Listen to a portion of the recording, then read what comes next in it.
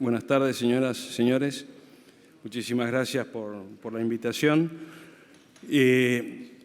Como decía el señor ministro, este es un proyecto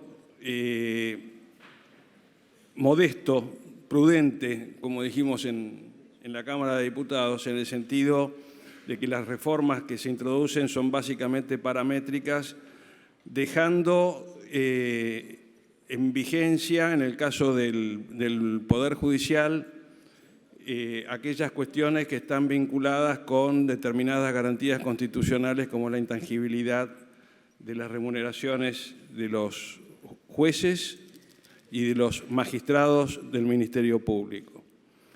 En el caso del Servicio Exterior, se mantiene con esas reformas paramétricas que refería el ministro a los actuales funcionarios del Servicio Exterior, y la diferencia entre uno y otro es que aquellos funcionarios del Servicio Exterior que ingresen a la carrera una vez efectuada, sancionada la ley que se propone a vuestra consideración, ingresan al régimen general.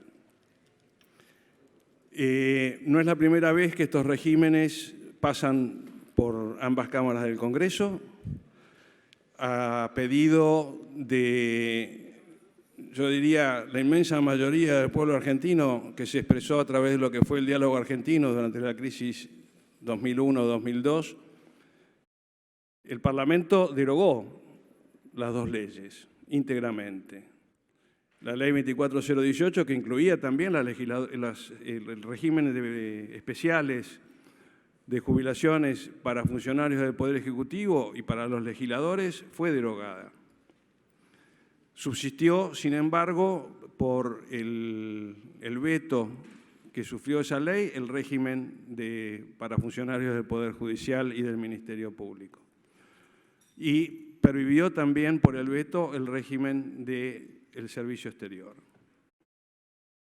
Incluso cuando el Poder Ejecutivo elaboró este proyecto, varios bloques de la oposición presentaron sus propios proyectos derogando los dos regímenes. Por eso creo que es importante remarcar que son proyectos prudentes. ¿Cuáles son los cambios sustanciales?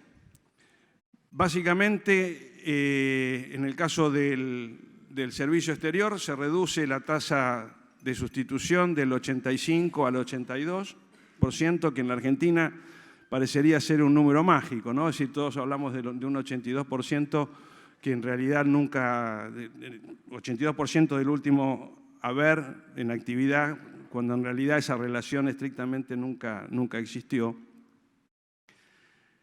Y que en realidad tampoco existió hoy porque la jubilación de bolsillo de un magistrado, por ejemplo, hoy en día no es el 82% de su último salario de bolsillo, sino que es el 93% o 92% del salario de bolsillo que percibía antes del momento de jubilarse, porque el 82% se aplica sobre el bruto. Entonces, tampoco es cierto el 82%, sino que es el 93%. Lo que se pretende es ampliar la base sobre la cual se aplica este porcentaje, que generaba que una persona que ingresaba al Poder Judicial y estaba 5 años en el Poder Judicial, aunque hubiera contribuido durante esos 5 años con un 1% más y sobre un haber sin tope, como ocurre en el régimen general, se jubila por todo el resto de su vida con un haber que no alcanzó a fondear, digamos. Si esto aplicáramos una lógica de que yo compro mi jubilación, no alcancé a terminar de pagarla nunca. No la termino de pagar, aunque hubiera estado 20 años, con 5 años termino de pagarla mucho menos. Por lo tanto, al extender la base de cálculo a los 120 meses, como decía el ministro, se refuerza el carácter del esfuerzo contributivo que hace una persona para adquirir el derecho a una jubilación en los términos que está planteado en la ley. Que no es ni más ni menos lo que ha ido evolucionando en todo el sistema previsional y que en el régimen general se pasó a las últimas 120 remuneraciones, pero por ejemplo en el debate que se hizo en los años 2001 y 2002, en el diálogo argentino, hasta había una propuesta auspiciada incluso por especialistas a nivel internacional, de que sería más justo y más solidario y más representativo que el cálculo de una jubilación de un individuo se haga sobre la base de ponderar toda su historia laboral. Desde que empecé como cadete a los 18 años hasta que me jubilé como jefe de planta a los 65. Hacia eso, ese es el principio, digamos, que está detrás de esta ampliación de la base de cálculo. Se han cambiado las edades, básicamente, antes con 5 años se podía alcanzar la jubilación, hoy hemos pasado a 10 años continuos o 20 años discontinuos, con lo cual exigimos 15, perdón. Exigimos una permanencia en la carrera judicial un poco más exigente que era el régimen anterior. Por otra parte, lo que se pretende es, en el caso de las pensiones, como explicábamos en diputados, que se aplique el régimen general cuando un magistrado, un funcionario del servicio exterior se jubila y su cónyuge o conviviente fallece. Las reglas de aplicación de la pensión derivada son las del régimen general y no las del régimen especial en cuanto a la forma en que se calcula ese haber.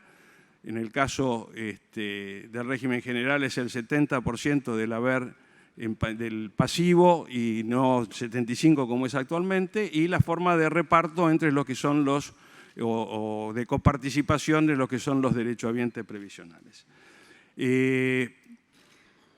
Básicamente esas son las normas. A ver, discúlpenme que veo el machete, a ver si me ocurre.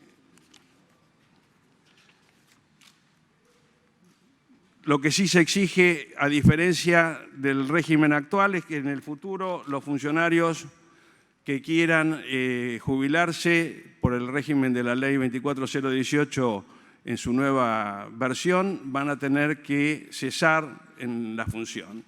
Hoy en día es muy común, y no solo de los últimos días, que muchas veces las versiones periodísticas han especulado con que han desbordado la cantidad de pedidos de jubilaciones, pero era muy común que funcionarios del Poder Judicial, habiendo cumplido los requisitos y al llegar a los 60 años, iniciaran el trámite de jubilación en ANSES, obtuvieran incluso con número de beneficio, y empiezan todos con 15, y suspendían ese beneficio y podían seguir continuando hasta los 75 años de edad, que es el límite constitucional para el ejercicio de la magistratura, con el acuerdo otorgado en momentos de la designación por el Senado, y podía continuar en la medida en que manifestara su voluntad y obtuviera un nuevo acuerdo del Senado.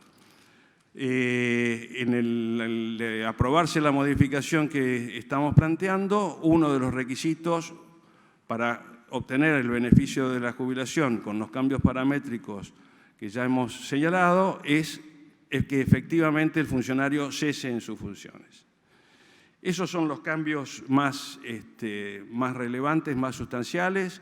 El déficit del que hablaba el señor ministro de 9.200 millones, se calcula que con los ajustes que se están haciendo se puede llegar a reducir en un 40% en el primer año, y de aquí al 2040, en el caso del régimen de magistrados, la reducción podría alcanzar al 72%, en el caso de los funcionarios del servicio exterior a un 35% para el año 2040.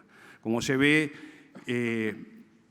es un primer paso como para empezar a descomprimir una situación en la cual el sistema de reparto, que se basa en principios de solidaridad y redistribución, solidaridad intergeneracional e intrageneracional, llega a una situación de absoluta falta de solidaridad cuando nosotros vemos que el 5% de los jubilados se lleva el 25% de los fondos previsionales disponibles.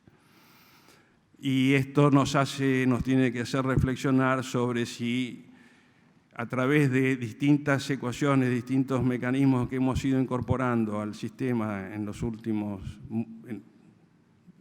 30 años, 40 años, no hemos convertido este sistema solidario en un sistema que ha sido terriblemente injusto y que convierte ese principio de solidaridad que para algunos sea solo hilaridad y para otros solo daridad, ¿no es cierto? Entonces, el objetivo concreto de esto es tratar de buscar herramientas que permitan disminuir el déficit y generar condiciones como para reforzar esos principios de contribución, de solidaridad y de redistribución de los ingresos. Muchas gracias.